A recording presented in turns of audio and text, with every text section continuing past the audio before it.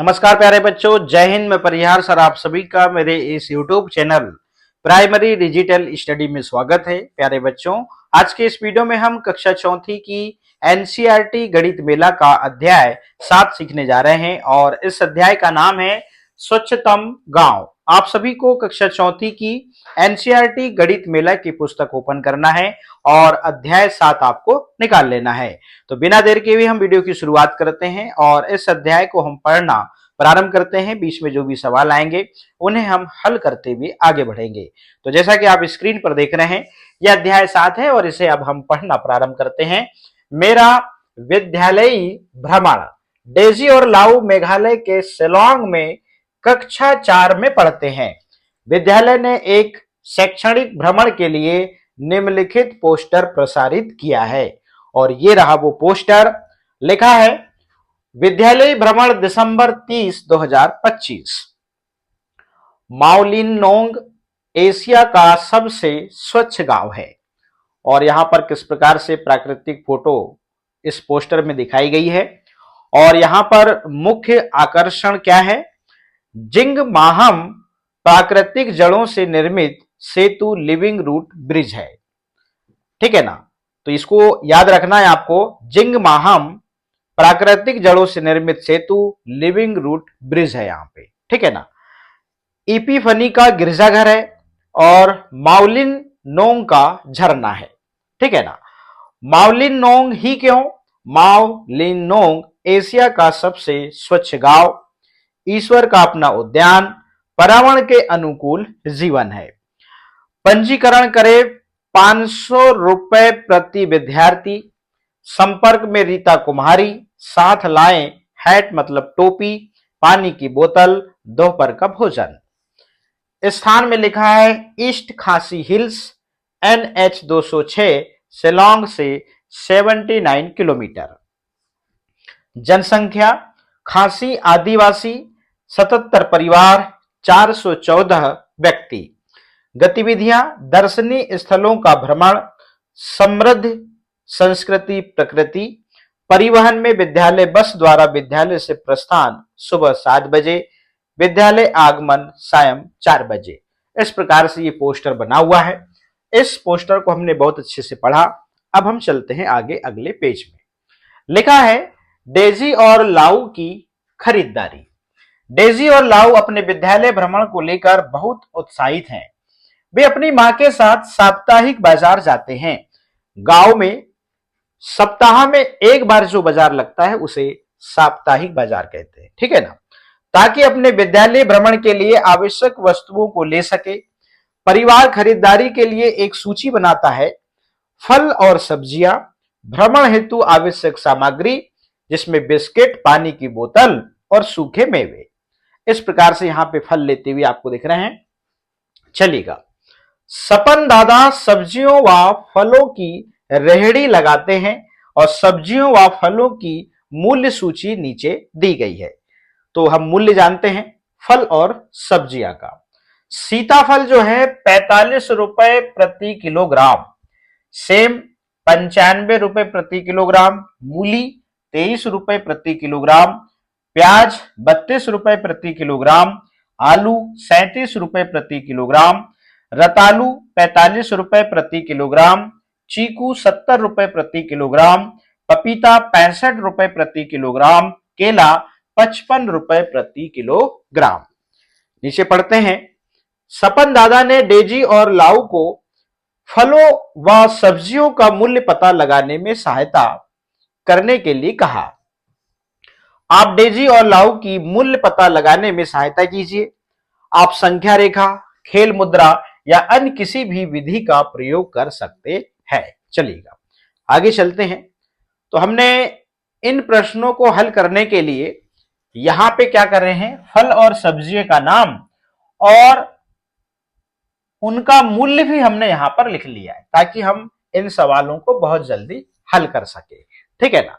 तो पहला सवाल है, क्या है पहला सवाल? देखिएगा। 2 किलोग्राम सेम का मूल्य पता करना है। तो 1 किलोग्राम सेम का जो मूल्य है वो है 95 रुपए। एक तो आप 95 को 2 बार जोड़ लीजिए ठीक है, या फिर 95 में आप 2 का गुणा कर दीजिए। तो 95 में हम 2 का गुणा करते हैं तो 190 रुपए यहां पर आता है।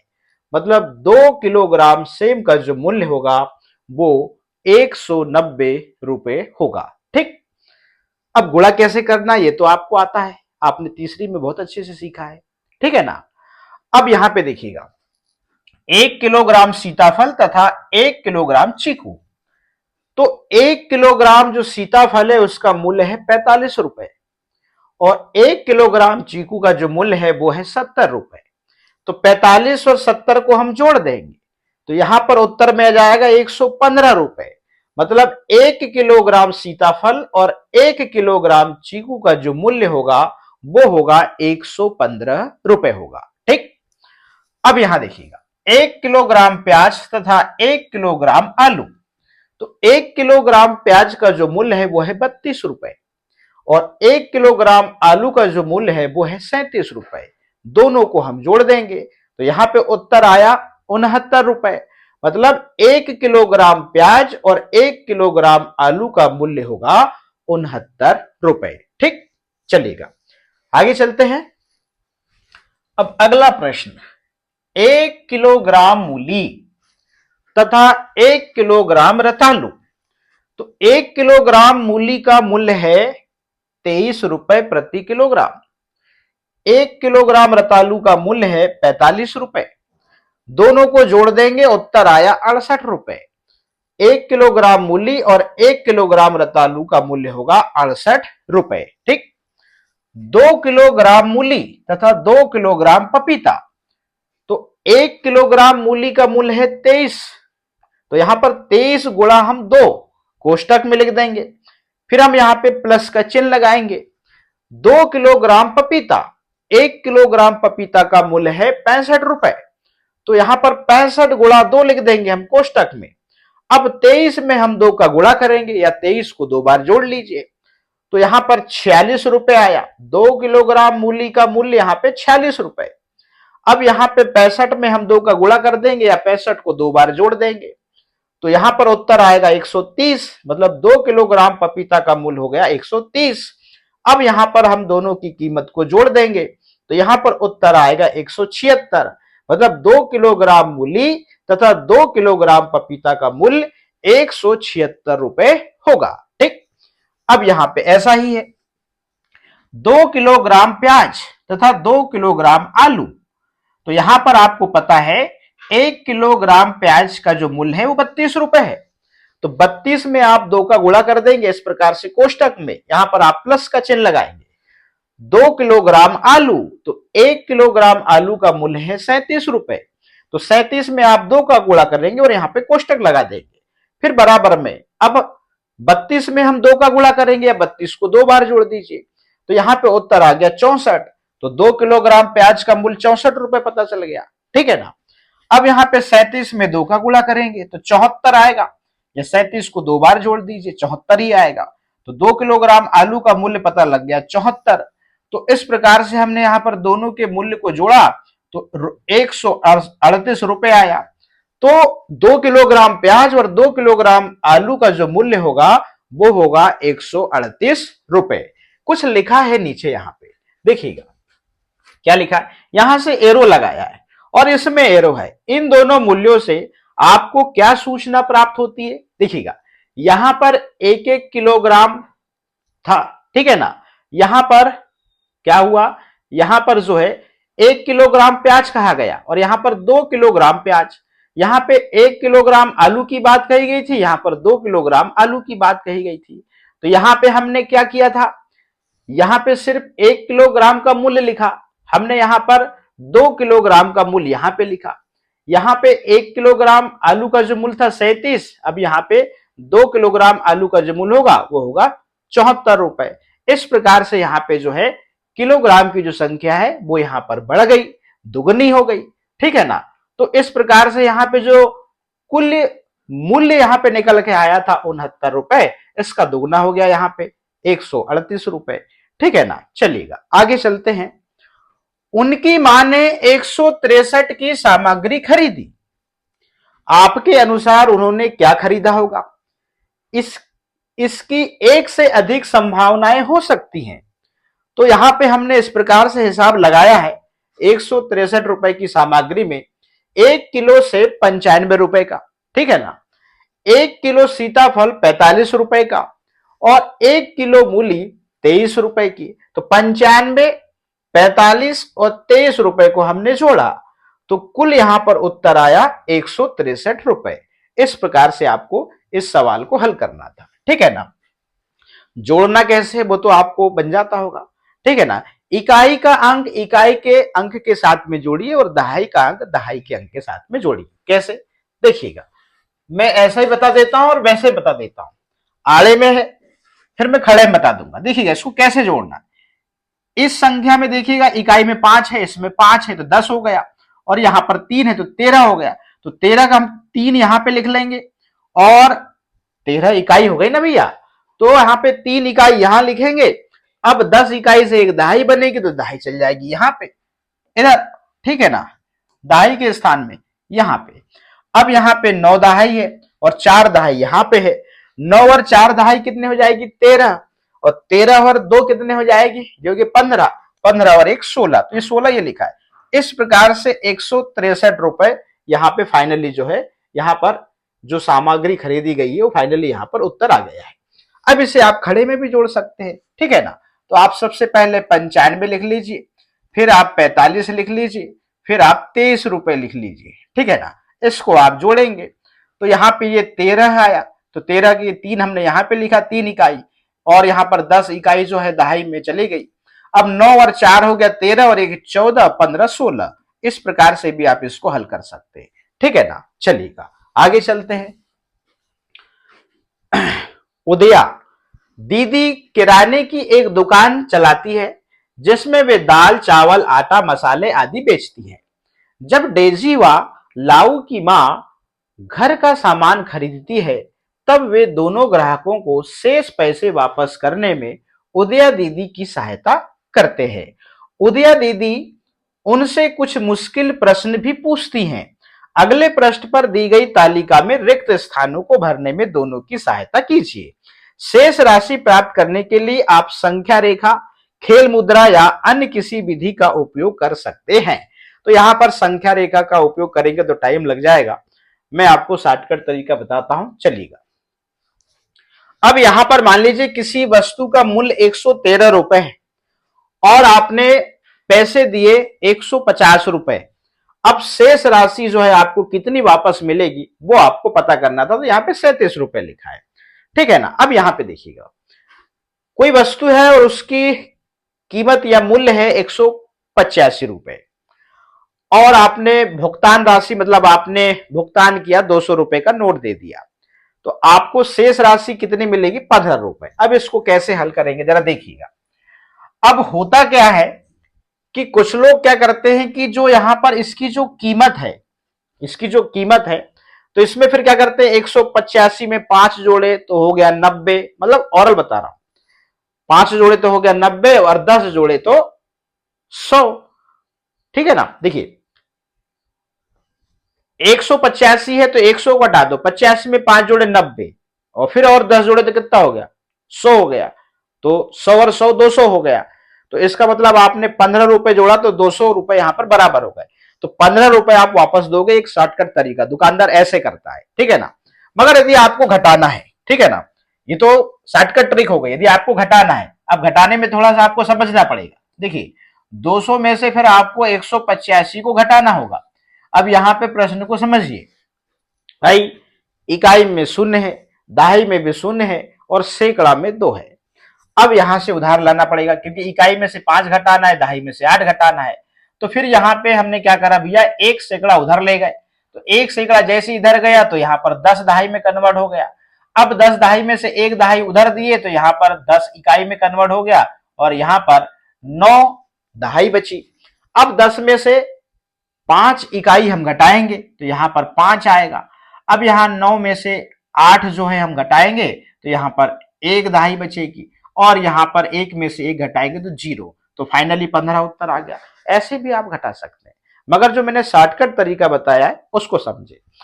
अब किसी वस्तु का मूल्य यहां पर देखिएगा कुछ नहीं लिखा था और भुगतान राशि 200 रुपए लिखी है और शेष राशि आपको यहां पर 0 है, कुछ रुपए नहीं मिल रहे हैं, मतलब वस्तु भी 200 रुपए की होगी। ठीक है ना, सीधी सी बात है।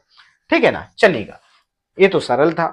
अब यहां देखिएगा, मूल्य है 435 रुपए, मूल्य है 435 रुपए और भुगतान आप कर रहे हैं 500 की नोट दे रहे हैं दुकान वाले को। अब आपको शेष राशि कितनी वापस मिलेगी ये पता करना है। तो 500 में से आप 435 को घटाएंगे। कैसे घटाएंगे, चलिएगा। तो इसी प्रकार की जो नोट रहती है ना, बड़ी नोट रहती है। अब देखिए 500 में आप क्या करेंगे, अब ऐसे भी आप कर सकते हैं। देखिएगा, आपको 435 का क्या है, मूल्य है आपका, और आपको 500 के नोट ग्राहक ने दिया, दुकानदार को कितने शेष राशि वापस करना है। तो आप कैसे जोड़ेंगे, 435 में आप 5 जोड़ेंगे तो कितना हो गया, 440 हो गया। अब यहां पे 40 हो गया, अब 500 करने के लिए और कितने रुपए चाहिए, तो 40 में आप 60 रुपए जोड़ेंगे तो 500 हो जाएगा। तो 60 और 5 मतलब 65 आपने जोड़ा तो 500 बराबर हो रहा है, मतलब 65 रुपए आपको वापस करने पड़ेंगे। दुकानदार ऐसे शॉर्टकट जोड़ता है, ठीक है ना, वो उतना दिमाग में लगाता, वो ऐसे जोड़ लेता है। मगर हम घटाने की बात करते हैं, हम चलती सवाल के माध्यम से देखते हैं। यहां 500 में से आपको 435 को आपको घटाना है, ठीक है ना। कैसे घटाएंगे, अब यहां देखिएगा, अब चूंकि यहां पे इकाई में शून्य है, दहाई में भी शून्य है, सैकड़ा में 5 है, तो हम यहां पे क्या करते हैं, 1 सैकड़ा उधर ले आएंगे तो यहाँ पे 4 सैकड़ा बचेगा। तो यहाँ पर 1 सैकड़ा जैसे इधर आया तो 10 दहाई यहाँ पे कन्वर्ट हो गई। अब 10 दहाई में से हमने 1 दहाई इधर दे दिया तो यहाँ पर 10 इकाई हो गया। अब यहाँ पे 9 दहाई बची, 10 में से 5 हमने घटाया तो यहाँ पर 5 ही आया, और 9 दहाई में से 3 दहाई जो हम घटाएंगे तो यहाँ पे क्या होगा, 6 दहाई बचेगी। तो उत्तर 65 ही आए और यहाँ पर 65 ही लिखा है, ठीक है ना। ये दोनों तरीके हो सकते हैं। अब यहाँ पे देखिएगा, किसी वस्तु का मूल्य 149 रुपए है, ठीक है ना, भुगतान राशि आपने 500 रुपए की, मतलब 500 का नोट दिया, आपको पैसे कितने वापस होंगे। अब यहां पे देखिए 149 में आपने 1 जोड़ा तो 50 हो गया, फिर 50 जोड़ा तो आपने कितना हो गया, 200 हो गया। तो इस प्रकार से 51 रुपए जो आपने जोड़ा तो ये 200 हो गया। अब यहां पर 200 हो गया तो 500 के बराबर करना है हमको, तो यहाँ पे 300 और जोड़ेंगे तो यहाँ हो जाएगा पूरा पूरा 500 हो जाएगा। तो 351 रुपए आपको वापस करने पड़ेंगे, और नहीं तो 500 में से आप 149 को घटा दीजिए, तो आपको पता लग जाएगी कि शेष राशि कितनी वापस करनी है। चलिए, अब वस्तु का मूल्य मान लीजिए 46 रुपए है और भुगतान राशि आपने, मतलब भुगतान करने के लिए आपने 50 का नोट दे दिया। अब दुकानदार आपको शेष राशि कितनी वापस करेगा, तो 50 में से 46 को आप घटा दीजिए, या 46 में आप कितना जोड़ेंगे कि यहां पर बराबर 50 हो जाए, तो 4 जोड़ेंगे तो 4 रुपए ही आप वापस करेंगे। ध्यान रखिएगा, ये शॉर्टकट तरीका होता है। अब यहां पे चूंकि भुगतान राशि आपकी 200 रुपए, मतलब 200 रुपए का नोट आपने दिया है, 200 रुपए का नोट आपने दिया है, और शेष राशि जो है आपको 75 रुपए मिली। अब आपको वस्तु का मूल्य पता करना है, 200 में से आप 75 को घटा दीजिए तो आपको वस्तु का मूल्य पता लग जाएगा, ठीक है ना। अब यहां पे देखिएगा, वस्तु का मूल्य है 580 और भुगतान राशि मतलब आपने 700 रुपए दिए, भुगतान में कितने रुपए दिए ये पता करना है। तो यहां पे आप क्या करेंगे, अब देखिएगा, ये वस्तु का मूल्य है और ये शेष राशि आपको वापस हो गई, और भुगतान राशि मतलब आपने कितने पैसे दिए ये पता करना है। कुछ नहीं, मूल्य में आप शेष जो राशि वापस मिली उसको जोड़ दीजिए, तो आपने उतने रुपए सामने वाले को दिए थे, 700 रुपए दिया, ठीक है ना। अब यहां पे देखिएगा, ये आपके मन का सवाल बनाना था। किसी वस्तु का मूल्य यहां पर 62 रुपए है और आपने भुगतान राशि मतलब आपने पैसे भुगतान करने के लिए 100 का नोट दिया। अब दुकानदार आपको कितने रुपए देगा वापस, शेष राशि, तो शेष राशि आपको 38 रुपए मिलेगी, ठीक। 100 में से आप 62 को घटा दीजिए, या फिर 62 में आप कितना जोड़ेंगे तो 100 हो जाएगा। तो यहां पे देखिएगा 62 में आपने 8 जोड़ा तो कितना हो गया, 62 में 8 जोड़ा तो ये हो गया 70। अब 70 में 30 जोड़ेंगे तो 100 हो जाएगा, तो 30 और 8 38। इस प्रकार से यहां पे दुकानदार ऐसे खटने जोड़ता है और आपको 38 रुपए वापस कर देता है, ठीक है ना। चलिएगा आगे चलते हैं। लाउ और डेजी यात्रा में मित्रों के साथ खाने के लिए 3 किलोग्राम केले खरीदते हैं। वे केलों का मूल्य देने के लिए निम्न में से कौन से विकल्प का प्रयोग कर सकते हैं। देखिएगा, अब 1 किलो केले की जो कीमत है वो 55 रुपए है। तो 3 किलोग्राम केले की कीमत हमको पता करना है, तो 55 में हम 3 का गुणा कर दें तो 3 किलोग्राम केले की कीमत हमको पता लग जाएगी 165 रुपए। ठीक, बहुत सरल है। आप 3 का गुणा 5 में करेंगे तो 3×5 = 15 होता है, तो यहाँ पे आप 5 लिखते हैं। फिर आप यहाँ पे दहाई के ऊपर 1 लिख देते हैं, फिर 3×5 = 15 और 1 को फिर जोड़ेंगे आप तो 16 हो जाता है। इस प्रकार से ये 165 रुपए आपको यहाँ पे पता लग गया। अब चूंकि यहाँ पे क्या करना है कि केलों का मूल्य देने के लिए निम्न में से कौन से विकल्प का प्रयोग कर सकते हैं। अब हमको 165 रुपए देना है, तो 165 रुपए देना है तो हम 200 का जो नोट है वो भी दे सकते हैं, हमको शेष राशि मिल सकती है। अब यहां पे देखिएगा ये 100 का नोट है, 50 का और 60 और ये 5, तो 165 रुपए भी हम दे सकते हैं। ठीक है ना। अब यहाँ पे ये तो 110 है, इसको दे ही नहीं सकते। अब यहाँ पे चलिए, तो यहाँ पे देखिएगा ये 100, ये 50 और ये 50, ये 150 हो गए और ये 10 60, तो यहाँ तो 160 ही हो रहे हैं। अब यहाँ देखते हैं 10 की कितने नोट हैं, 1 2 3 4 5 6 7 8 9 10 11 12 13 14 15 16 17 18 19 20। हाँ, ये इन नोटों का हम प्रयोग कर सकते हैं। ठीक है ना। इसमें हम 17 नोट जो है दे सकते हैं। ठीक, चलिएगा। इस प्रकार से आपको इसमें सही का निशान लगा देना है और शेष राशि भी आपको मिलेगी। शेष राशि आपको सिर्फ किसमें नहीं मिलेगी, इसमें नहीं मिलेगी, क्योंकि पूरे पूरे ये 165 रुपए हैं और 165 रुपए के ही केले हो रहे हैं। यदि आप 200 रुपए देंगे तो शेष राशि आपको कितनी मिलेगी वो आप निकाल सकते हैं। और यहाँ पे आपने देखा ये तो आप देंगे नहीं और यहाँ पे ये 200 हो रहे हैं, तो 200 देंगे तो आपको शेष राशि फिर मिलेगी वापस। ठीक है ना। चलिएगा, तो यहाँ पे तो आपको 17 नोट देने की जरूरत है बस। ठीक है, तो उसमें से आपको 5 रुपए क्या होंगे, वापस हो जाएंगे। चलिएगा आगे चले। एक अनसुलझी पहेली। चलिए, चले सैर पर बच्चे 4, रास्ते में मिला संतरे का बाग। संतरों का ढेर लगाकर बेच रहा था उन्हें किसान, 21 का 1, 84 के 4। सबने लिए संतरे 2-2, किसान बोला पैसे दो। कृष्णा ने दिया 50 का नोट, सुदामा ने दिया 100 का नोट, माला ने थमाया 200 का नोट, नीला ने दिया 500 का नोट। अब यहां पे देखिए 21 का 1, 21 का 1 और 84 के 4, तो सबने लिए संतरे मात्र 2-2। तो कितने रुपए के संतरे लिए मात्र, 21 दूनी होगा 42 रुपए के। ठीक है ना। अब बारी तुम्हारी, दिमाग लगाओ, मुझको अब तुम ये समझाओ कितना वापिस मिला है, सबको सोच समझकर मुझे बताओ। अब यहां पे देखिएगा, यहां पे कृष्णा ने दिए 50 रुपए और संतरे हुए कितने, 42 रुपए के, तो शेष राशि उसे वापस कितनी होगी, उसे होगी 8 रुपए। ठीक है ना। अब देखिएगा, सुदामा ने दिए 100 रुपए, सुदामा ने दिए 100 रुपए, संतरे हुए 42 के, तो रिटर्न कितने होंगे, 58। ठीक है ना। आप क्या करेंगे, 100 में से आप क्या करेंगे, 100 में से आप 42 को घटा देंगे। भाई एक संतरा 21 रुपए का है, तो 2 संतरा कितने होंगे, कितने के होंगे, 42 रुपए के। अब यहाँ पे घटाना है, यहाँ पे देखिए इकाई में 0, दहाई में 0 और सैकड़ा में 1 है, तो सैकड़ा उधर हमने ले गए तो यहाँ पे 10 दहाई हो गई। 10 दहाई में से फिर 1 दहाई इधर दिए तो यहाँ पे 10 इकाई हो गई, यहाँ पर 9 दहाई बची। 10 में से 2 को घटाएंगे तो 8 आएगा, 9 में से 4 को घटाएंगे तो यहाँ पे 5 आएगा। इस प्रकार से 58 हुआ। और भाई 42 रुपए के संतरे यहाँ पर लिए गए, तो मूल्य में हम यहाँ पर 42 लिख सकते हैं। ठीक है ना। तो भुगतान राशि यहाँ पर 100 रुपए सुदामा ने किया, तो शेष राशि उसे 58 रुपए मिलेगी। और यहाँ पर 2-2 संतरे सबने लिए, तो यहाँ पर 2 संतरे का जो मूल्य है वो कितना है, वो 42 रुपए है।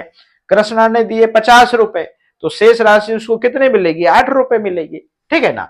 अब यहाँ पे देखिए, माला ने दिए कितने, 200, 200 का भुगतान किया और 2 संतरे का मूल्य कितना है जी, वो है 42 रुपए। ठीक है ना। अब यहाँ पर 200 में से 42 को हटा दीजिए, तो यहाँ पर 158 आएगा आपको शेष राशि में। ठीक है ना। नीला ने 500 का नोट दिया मूल्य है यहाँ पे कितना, 42 रुपए। अब यहाँ पे देखिएगा इस प्रकार से, अब 500 में से 42 को हटा दीजिए, 458 उत्तर आएगा। शेष राशि जो है 458 मिलेगी। इस प्रकार से ये सवाल यहाँ पे बहुत ही सरल है। चलिएगा अगले पेज में, आइए खेलते हैं। 1 से 6 तक की संख्याओं को रिक्त स्थानों में इस प्रकार भरिए कि त्रिभुज की प्रत्येक भुजा का योगफल 9 हो। ध्यान रखें कि किसी भी अंक की पुनरावृत्ति ना हो। इसमें रहता है पैटर्न, पैटर्न का बहुत बड़ा खेल रहता है। 1 से लेके 4 तक की संख्याएं हैं, 1 से लेके 4 तक की संख्याएं, इन्हीं को इसमें भरना है, ठीक है ना। बाकी यहाँ पे 5 व 6 है। अब पैटर्न समझिए जरा, इसमें 1 यहां लिखा है, 2 यहां लिखा है, 3 यहां लिखा है, पैटर्न दिखा आपको। फिर 4 यहां लिखा है, 5 यहां लिखा है, 6 यहां लिखा है।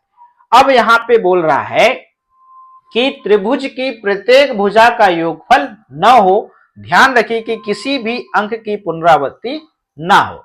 चलिए अब यहां पे देखिएगा, इस भुजा का योग देखते हैं। पहले इसका देख लेते हैं। 2 धन 6 धन 1 बराबर कितना होगा, 9 होगा। अब इस भुजा का, मैं इस भुजा को ए नाम दे देता हूं, ठीक है ना। मैंने इस भुजा को ए नाम दे दिया, इसको बी नाम दे देता हूं, इसको सी नाम दे देता हूं। तो भुजा बी की बात करते हैं हम, देखिएगा। तो यहां पर 1 धन 5 धन 3, तो 5 और 3 8 और 1 ये 9, ठीक है ना। अब भुजा सी की बात करते हैं।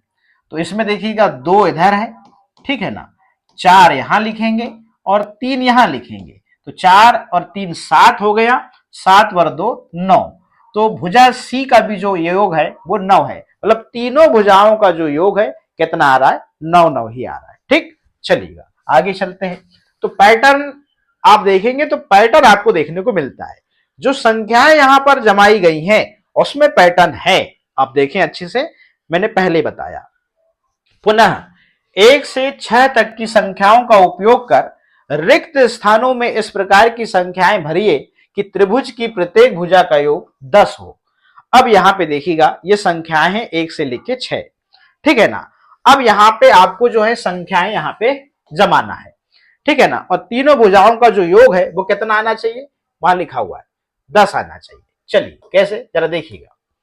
अब यहां पे देखिए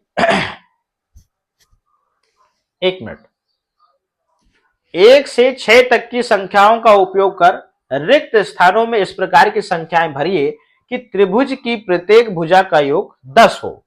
अब यहां पे जरा 10 कैसे होगा, तो यहां पर 12 आएगा, देखना ऐसे 10 नहीं होगा, शायद वो मिस प्रिंट हो सकता है, ठीक है ना। अब यहां पे देखिएगा मैंने भुजाओं को इस प्रकार से जमाया है, देखिएगा। तो 1 2 3 4 5 6, अब यहां पे आप देख रहे हैं। अब यहां पे इन संख्याओं को आपको व्यवस्थित जमाना है। तो मैंने यहां पर सबसे पहले 1 लिखा, फिर 2 लिखा, फिर 3 लिखा, ठीक है ना। फिर मैंने यहां पर 4 लिखा, 5 लिखा और ये 6 लिखा। तो भुजाओं का योग जो है यहां पे 10 लिखा हुआ है। तो 10 तो कहीं से कहीं तक आता नहीं है, हम देखते हैं जरा जोड़ के। हम इस भुजा का नाम देते हैं ए, इसका बी, इसका सी, ठीक है ना। अब यहां पे देखिएगा, हमने यहां पर भुजा ए लिखा बराबर में 4 धन 3 धन 5, तो कितना हुआ, 5 3 8 और 8 वर 4 होता है 12, ठीक। अब भुजा बी की बात करते हैं। यहां पे 5 धन 1 धन यहां पे 6, तो बराबर कितना होगा, 5 और 6 होता है 11 और ये 12 हो जाता है, ठीक है ना। भुजा सी की बात करते हैं। 4 और 2 कितना हो जाएगा, यहाँ पे 4 लिखेंगे, फिर 2 लिखेंगे, फिर यहाँ पर 6 लिखेंगे। तो 4 और 6 को जोड़ेंगे तो 10 हो जाएगा, 10 2 12 होता है। अब यहाँ पर योग में 12 12 आ रहा है और यहाँ पर भुजा का योग लिखा है 10, तो ये तो पॉसिबल है ही नहीं, ठीक है ना। तो इस प्रकार से जो है यहाँ पे 12 आना चाहिए, ठीक है ना। इस प्रकार से इस सवाल को हमने कंप्लीट किया। अब हम चलते हैं आगे। क्या आप इन 6 अंकों का प्रयोग कर अन्य कोई योग बना सकते हैं? आपने संख्याओं को रखने के लिए क्या युक्ति अपनाई? तो यहाँ पे एक पैटर्न देखा हमने, यहाँ 1, फिर यहाँ 2, यहाँ 3, मध्य में देखिएगा। फिर यहाँ पे हमने 4, फिर यहाँ 5 और यहाँ पे 6। तो आपको पैटर्न में संख्याएं रखी हुई आपको दिख रही हैं। क्या आप इन 6 अंकों का प्रयोग कर अन्य कोई योग बना सकते हैं? क्या आप त्रिभुज की प्रत्येक भुजा का योग 12 बना सकते हैं? तो यहाँ पे 12 तो ये बना हुआ है, ठीक है ना। क्या आप त्रिभुज की प्रत्येक भुजा का योग 13 बना सकते हैं? तो उत्तर में हम लिखते हैं नहीं। 1 से 6 तक की संख्याओं का उपयोग करके प्रत्येक भुजा का जो योग है वो 13 बनाना संभव नहीं है, क्योंकि अधिकतम संभव योग 12 ही होता है। तो इस प्रकार से जो है हमने इस सवाल को कंप्लीट किया। चलिएगा आगे चलते हैं। डेजी और लाऊ अगली सुबह विद्यालय भ्रमण के लिए बस द्वारा प्रस्थान करते हैं। उनके विद्यालय से 24 शिक्षक और 438 विद्यार्थी जा रहे हैं। पास के एक अन्य विद्यालय से भी 476 विद्यार्थी और 28 शिक्षक उसी गांव में जा रहे हैं। अनुमान लगाइए कि कुल कितने शिक्षक विद्यार्थियों के साथ जा रहे हैं। तो अनुमान लगा लीजिए भैया। सबसे पहले तो आपने देखा कि उनके विद्यालय से 24 शिक्षक और अन्य विद्यालय से 28 शिक्षक जा रहे हैं। तो सबसे पहले आपको अंदाजा लगाना है। तो हमने यहां अंदाजा लगाया जी, यहां पर इस प्रकार से 40 के ऊपर मतलब 40, यहां पर 42 लिख दिया। अंदाजा सही नहीं होता, अंदाजा तो अंदाजा होता है। आप अंदाजा लगा के कुछ भी यहां पर लिख सकते हैं। अब आपको हल करना है। कैसे हल करेंगे जरा देखिएगा। अब यहां पे विद्यालय से 24 शिक्षक, तो 24 शिक्षक आप देख रहे हैं किस प्रकार से, यहां पे 24 में 2 दहाई है और 4 इकाई है, ठीक है ना।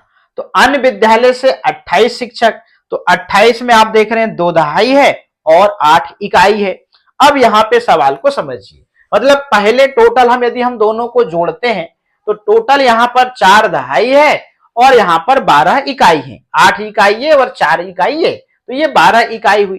अब हमने यहां पर क्या करा कि भाई 24 के नीचे हमने 28 लिखा, ठीक है ना। अब यहां पर ऊपर 4 इकाई है और नीचे 8 इकाई है। 4 और 8 इकाई को हमने जोड़ा तो ये टोटल 12 इकाई हुई। अब 12 इकाई में से 10 इकाई की क्या बन गई, एक दहाई बन गई। अब यहां पे कितनी इकाई बच गई जी, 2 इकाई बच गई। तो इस प्रकार से आप देख रहे हैं यहां पे 2 लिखा हुआ है और एक दहाई, यहां पे 10 इकाई जो है एक दहाई बनकर कहां चली गई, दहाई के स्थान पे। आप देख रहे हैं इस प्रकार से। अब यहां पे फाइनली जो है 10 इकाई की एक दहाई बन गई। अब यहां पे कुल टोटल कितनी दहाई हो गई, 1 2 3 4 और ये 5 दहाई हो गई।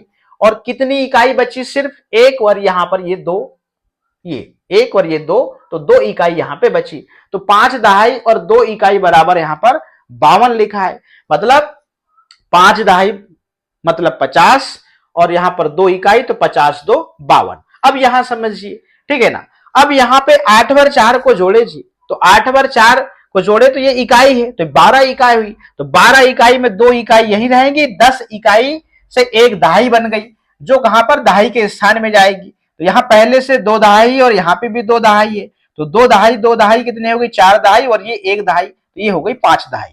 इस प्रकार से यहाँ पे टोटल जो है संख्या यहाँ पर 52 निकल कर आ गई। तो यहाँ विद्यार्थियों के साथ 52 शिक्षक हैं। कितने शिक्षक हैं, 52। इस प्रकार से आपने यहाँ पे देखा, ब्लॉक्स के माध्यम से आपने बहुत अच्छे से इस सवाल को समझा है। अब हम चलते हैं अगले पेज में। अनुमान लगाइए कि कुल कितने विद्यार्थी भ्रमण पर गए हैं। तो कितने विद्यार्थी भ्रमण पर जा रहे हैं, तो विद्यालय से 438 और अन्य विद्यालय से 476। अब इसको अनुमान लगाना है, तो अनुमान लगा लीजिए आप, यहां पे 800, ठीक है ना। यहां पर अनुमान लगा, अनुमान सही नहीं हो सकता, अंदाजा है आपका। अब इसको बड़े ध्यान से समझिए, ठीक है ना। 438 ये रहा, 438 में 4 सैकड़ा है, 3 दहाई है और 8 इकाई है, ठीक। तो ये विद्यालय से 438, ये ब्लॉक्स के माध्यम से आपने देखा। अन्य विद्यालय से विद्यार्थी 476, जिसमें 4 सैकड़ा, 7 दहाई और 6 इकाई। अब टोटल हमने जोड़ा, तो टोटल हमने जोड़ा जी, यहां पे दहाई को जोड़ा, सैकड़ा को जोड़ा और इकाई को जोड़ा। तो यहां पे हमने देखा ये 4 सैकड़ा और 4 सैकड़ा, तो यहां पे 8 सैकड़ा लिखा हुआ है, ठीक है ना।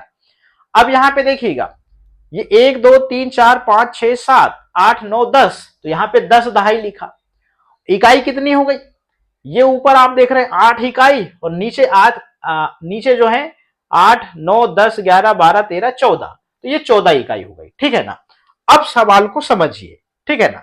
अब इस सवाल को यहां पे हमने क्या करा, 438 के नीचे 476 लिखा। ठीक। अब हमने इकाई के साथ में इकाई जोड़ेंगे, तो यहां पे देखिएगा ऊपर 8 इकाई है और नीचे 6 इकाई है। 8 और 6 इकाई को जब हमने जोड़ा तो कितनी इकाई हुई, 8 और 6 इकाई हुई 14। अब 14 में से 4 इकाई बच गई और 10 इकाई से एक दहाई बन गई। 10 इकाई से एक दहाई बन गई। अब पहले यहां पे 10, आपने देखा पहले यहां पर 10 दहाई थी, अब इसको लेके 11 यहां पे क्या हो जाएंगी, दहाई हो जाएंगी। ठीक है ना। अब यही चीज आप देख रहे हैं कि यहां से 8 और 6 आपने इकाई को जोड़ा तो टोटल 14 इकाई हुई। 14 में से 4 इकाई यहीं रह गई और 10 इकाई मिलकर 10 इकाई जो है यहां पे एक दहाई बनकर कहां चली गई, यहां चली गई। 10 इकाई से एक दहाई बनती है, तो 10 इकाई यहां पर एक दहाई के स्थान पर चली गई। ठीक। अब यहां पे देखिएगा, यहां पे पहले से 3 दहाई ऊपर है और नीचे 7 दहाई है। मतलब यहां पे आप देख रहे हैं 10 दहाई पहले थी और ये एक दहाई और आ गई, ये एक, तो यहां पर टोटल 11 दहाई हो गई। अब 11 दहाई तो यहां पे रहेंगे नहीं, 10 दहाई फिर यहां पे क्या होंगी, बंडल बनेगी। 10 दहाई का फिर यहां पे एक बंडल बन गया और ये कहां जाएगा, सैकड़ा के स्थान पे। जैसे ही 10 दहाई हुई वो सैकड़ा के स्थान में जाएगा। ये देखिए अब बच गई यहां पर एक दहाई, तो 10 दहाई का बंडल बन के सैकड़ा के स्थान में चला गया। अब बच गई यहां पर एक दहाई। कहां बच गई एक दहाई, ये बजनी वाली बच गई। ठीक है ना। ये बंडल बन के सैकड़े के स्थान पे चला गया ये। ठीक है ना। जैसे आप हासिल कहते हैं, हासिल नहीं है बाबू, समझिए, यहां पे समझेंगे तो बहुत अच्छे समझ में आएगा, कोशिश करिए। अब यहां टोटल जो है 11 दहाई है, 11 दहाई में से एक दहाई यहीं रह जाएगी और यहां पर 10 दहाई मिलकर यहां पर एक सैकड़े में चले जाएंगे, क्योंकि एक सैकड़ा बराबर 10 दहाई होता है। अब यहां पे टोटल पहले यहां पे जो 4 सैकड़ा ये और 4 सैकड़ा ये और एक सैकड़ा ये हो गया, तो यहां पे टोटल 9 सैकड़ा हो गया। इस प्रकार से आप यहां पे अब टोटल हमने यहां पे देखिएगा, ये 4 सैकड़ा और ये एक सैकड़ा, तो ये कितने, ये 4 और ये 4, ये 8 और ये 1, कितने हो गए, ये 9 सैकड़ा हो गए। फिर यहां पे एक दहाई और बच गई। ठीक है ना, क्योंकि इसको हमने उधर पहुंचाया। फिर यहां पर 4 इकाई, अब ये 4 इकाई शेष बच गई। तो इस प्रकार से यहां पे आप देख रहे हैं, जब हमने इसको जोड़ा तो यहां पे 9 सैकड़ा, एक दहाई और 4 इकाई। इस प्रकार से संख्या होगी 914 विद्यार्थी माउलिन नोंग जा रहे हैं। इस प्रकार से ये सवाल है। थोड़ा सा आप कंफ्यूज हो सकते हैं, पर कंफ्यूज होने की जरूरत नहीं है। यहां सबसे पहले आपने देखा 438 और 476 का ओवरऑल यहां पे सैकड़ा, दहाई और इकाई को लिखा गया। अब आपको पता है कि 14 इकाई है, 14 इकाई को तो 14 इकाई लिख नहीं सकते, 4 इकाई शेष रह जाएंगी, 10 इकाई मिलकर एक दहाई बनती है, तो कहां चली जाएगी, यहां पे। अब जब यहां पे 10 दहाई पहले से है और एक दहाई और आ गई तो 11 दहाई हो गई। अब 11 दहाई तो यहां पे हम लिख नहीं सकते, तो 10 दहाई का बंडल बनता है और सीधे कहां चला जाता है, सैकड़ा में। तो अब यहां पे बच जाएगा एक ही दहाई। अब यहां पे 8 सैकड़ा की जगह में 9 सैकड़ा हो जाएगा। ऐसे समझिए, पूरा प्रैक्टिकल है और मैंने यहां पे बहुत अच्छे से समझाने का प्रयास किया है और आपको समझ में भी आया होगा। अगला प्रश्न है, डेजी और लाऊ ने 38 रुपए में पुसाव का एक बड़ा भाग खाया। उन्हें यह बहुत पसंद आया और उन्होंने एक और छोटा भाग 16 रुपए में खरीदा। उन्होंने पुसाव पर कितना खर्च किया। देखिए, बड़ा भाग खाया तो 38 रुपए, छोटा भाग खाया तो 16 रुपए। ठीक है ना। अब देखिएगा, अनुमान लगाइए कि उन्होंने कितना धन खर्च किया। तो यहां पे अनुमान में आप लिख सकते हैं, अनुमानित 40 रुपए हमने यहां पर लिखा, मगर जब हल करेंगे तो पता लगेगा, चलिएगा। अब चूंकि आपको पता है कि देखिएगा किस प्रकार से यहां पे टोकन के माध्यम से समझाया गया है कि बड़ा भाग खाने के लिए 38 रुपए पहले खर्च किए, छोटा भाग खाने के लिए 16 रुपए खर्च किए। तो 38 में आप देख रहे हैं यहां पर 3 दहाई है और 8 इकाई है। ठीक, अब यहां पे 16 में 1 दहाई है और 6 इकाई है। अब इनको पहले हम जोड़ लेते हैं, तो 3 दहाई ये और 1 दहाई ये, तो कितने दहाई हो जाएंगे? ये टोटल 4 दहाई है। अब यहाँ पे 8 इकाई है और 6 इकाई यहाँ पे है, तो 8 और 6 इकाई टोटल हो जाएंगे यहाँ पे 14 इकाई हो जाएंगी। ठीक, अब सवाल को समझिएगा, ठीक है ना। अब इसमें समझिए, अब यहां पे देखिएगा, बड़े भाग को खाने के लिए 38 रुपए, छोटे भाग को खाने के लिए 16 रुपए खर्च हुए। अब यहां पे 8 इकाई है और 6 यहां पे क्या है? 6 इकाई नीचे है।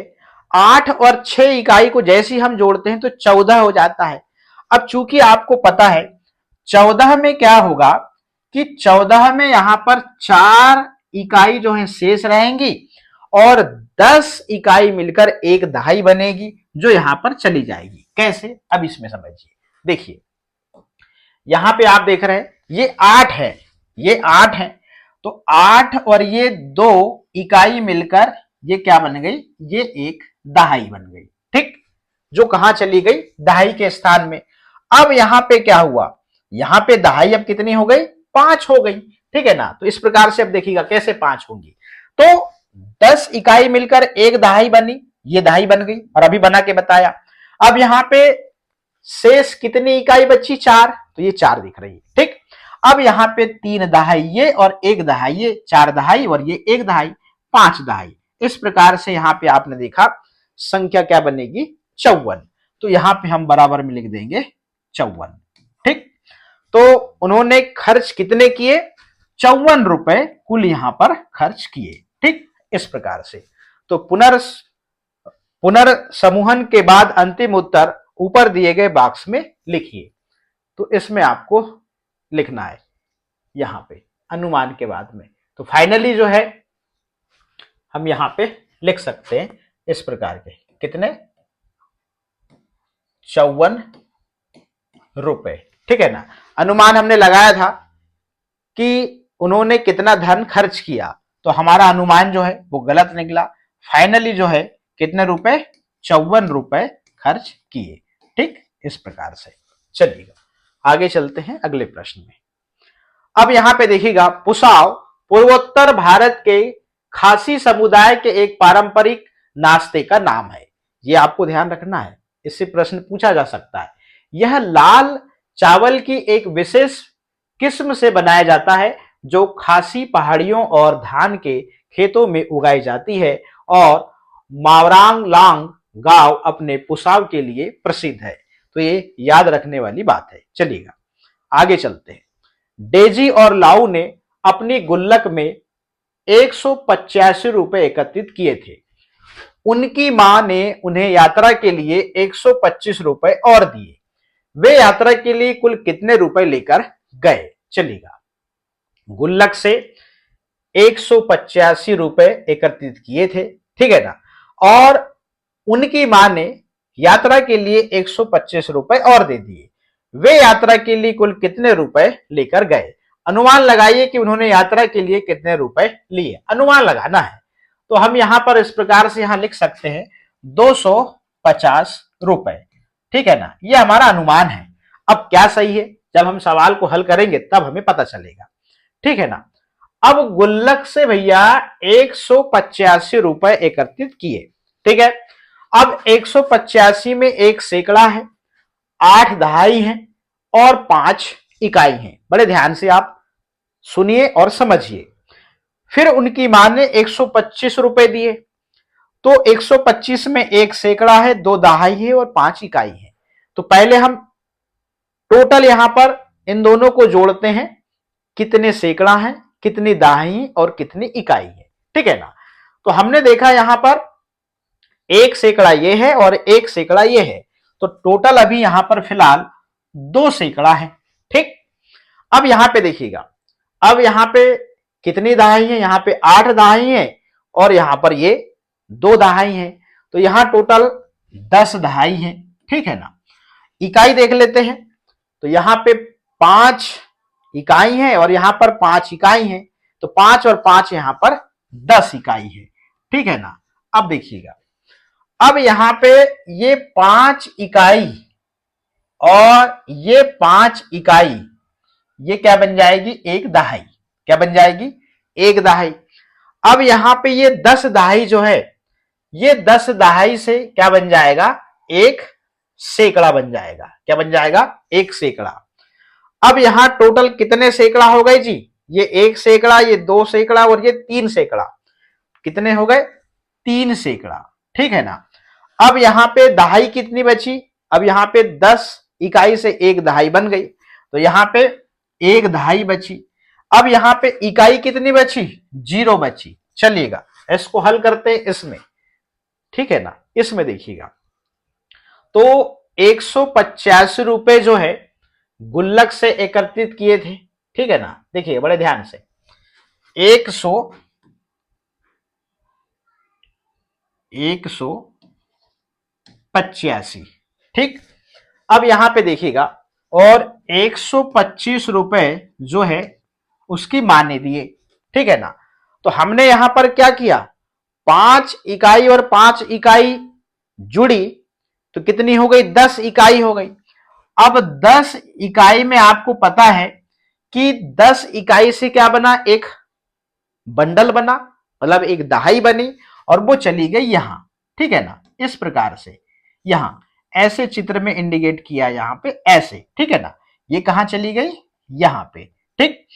अब यहां पे देखिएगा, 8 दहाई और ये 2 दहाई, 10 दहाई हो गई, और ये 11 दहाई हो गई। तो यहां पर इस प्रकार से हम यहां पे 11 दहाई लिखा, तो 10 दहाई जो है मिलकर बनती है एक सैकड़ा।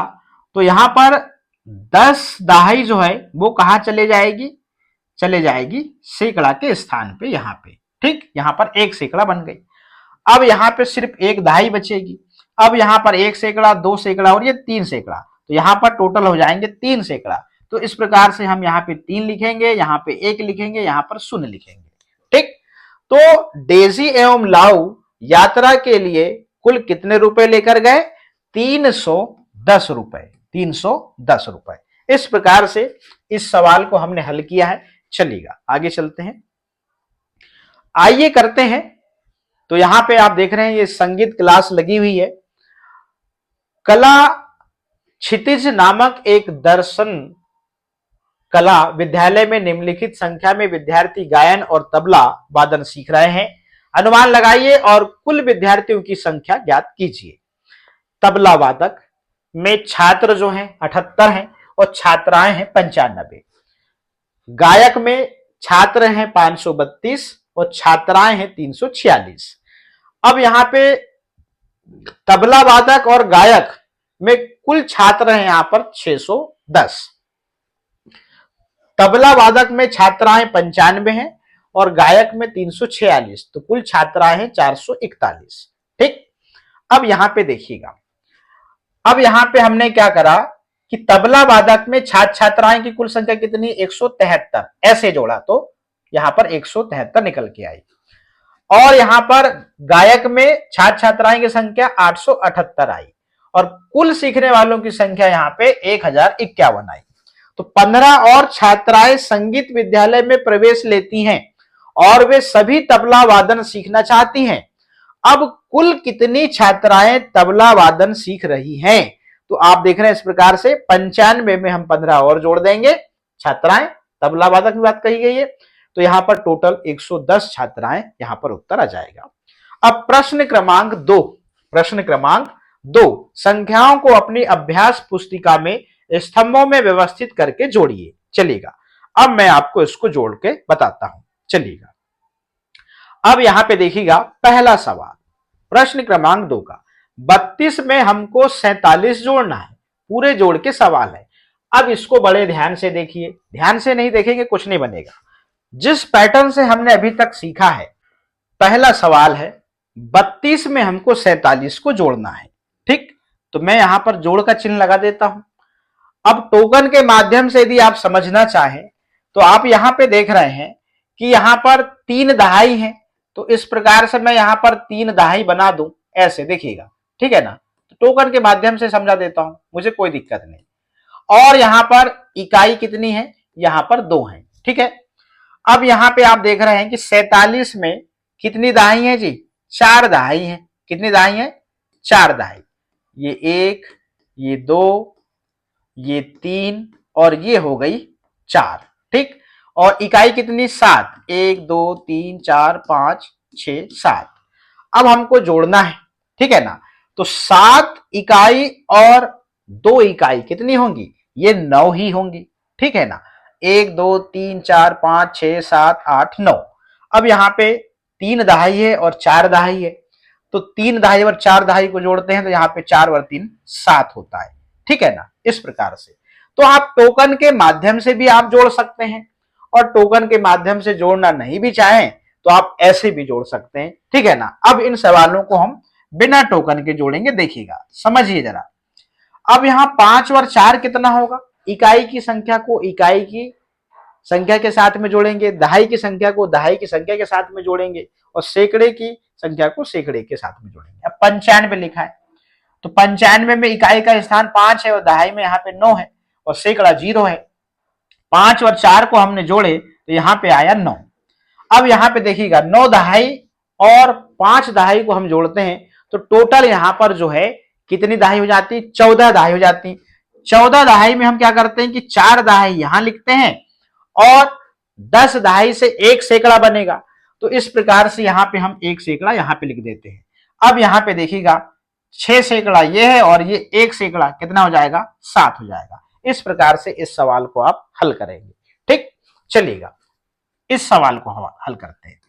अब यहाँ पे 6 इकाई है और 3 इकाई है, तो 6 में 3 इकाई जोड़ेंगे तो 9 ही आता है, ठीक है ना। अब देखिएगा, मगर यहाँ पर दहाई में 8 है और यहाँ पर दहाई में 2 है, तो 8 और 2 दहाई को यदि आप जोड़ते हैं तो 10 दहाई होते हैं, और आपको पता है कि 10 दहाई मिलकर 1 सैकड़ा बनता है, तो यहाँ पे चला जाएगा इस प्रकार से 1 सैकड़ा। अब यहाँ पे 0 दहाई बची तो यहाँ 0 लिखेंगे, यहाँ पे 0 सैकड़ा है, ये ऊपर 1 सैकड़ा है और ये 1 सैकड़ा है, तो यहाँ टोटल हो जाएंगे टोटल 2 सैकड़ा। इस प्रकार से यहाँ पे 209 जो है फाइनली यहाँ पर उत्तर आ जाएगा। चलिएगा आगे चले, आप टोकन के माध्यम से भी आप हल कर सकते हैं। चलिएगा इस सवाल को, पहले हमने यहाँ पे जोड़ का चिन्ह लगाया, 6 और 4, 6 इकाई और 4 इकाई को आपने जोड़ा तो 10 इकाई हुई। अब आपको पता है कि 10 इकाई मिलकर 1 दहाई बनती है, तो ये यहाँ पे आ गई 1 दहाई, ठीक है। अब यहाँ पे 0 इकाई बची तो हम 0 लिख देंगे, कुछ भी नहीं बची। अब यहाँ पे 7 जो है दहाई है, नीचे 2 दहाई है, तो 7 में 2 दहाई जोड़ हमने जोड़ा तो ये 9 हुआ, और 9 में 1 दहाई और जोड़ी तो 10 दहाई। अब पता है कि 10 दहाई मिलकर 1 सैकड़ा बनता है, तो यहाँ पे 1 सैकड़े के स्थान में जाएगा। अब यहाँ पे 0 दहाई बची, अब यहाँ पे 4 सैकड़ा है, यहाँ पे 3 सैकड़ा है, तो 4 और 3 जो हो गया 7 सैकड़ा, और ये एक 8 सैकड़ा, ठीक है ना। इस प्रकार से यहाँ पे उत्तर 800 आएगा। चलिए 700 में 289 जोड़ना है। अब देखिएगा यहाँ पे हमने जोड़ का चिन्ह लगाया, 0 में 9 इकाई जोड़ेंगे तो 9 ही आएगा, 0 में 8 दहाई जोड़ेंगे आप देख रहे हैं तो यहाँ पे 8 ही आएगा, और 7 सैकड़ा और 2 सैकड़ा यहाँ पे हो जाएंगे 9 सैकड़ा, तो यहाँ पर 989, ठीक है ना। अब हमको 34 में 483 को जोड़ना है, यहाँ पे जोड़ का चिन्ह लगाएंगे, 4 में 3 जोड़ेंगे तो यहाँ पे जाएगा 7, और 8 दहाई है और 3 दहाई ऊपर है, तो यहाँ पर 11 दहाई होंगी।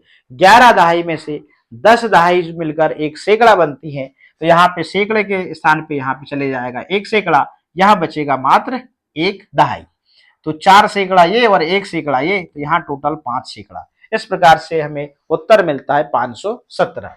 अब यहाँ पे प्रश्न क्रमांक 3, तो प्रश्न क्रमांक 3 क्या कहता है, यहाँ देखिएगा, प्रीति के विद्यालय में 423 विद्यार्थी हैं, उसके विद्यालय में उसके चचेरे भाई के विद्यालय से 178 विद्यार्थी कम है। प्रीति के चचेरे भाई के विद्यालय में कितने विद्यार्थी हैं? तो हल करते हैं। चूंकि प्रीति के स्कूल में 178 विद्यार्थी कम है, ठीक, इसका मतलब है कि उसके भाई के स्कूल में 178 विद्यार्थी अधिक हैं। तो प्रीति के स्कूल के विद्यार्थी 423, अंतर 178 का है, तो चचेरे भाई के स्कूल के जो विद्यार्थी 423 में हम 178 जोड़ देंगे तो टोटल संख्या यहां पर 601 निकल के आ जाती है। और उत्तर लिखेंगे प्रीति के चचेरे भाई के विद्यालय में 601 विद्यार्थी हैं।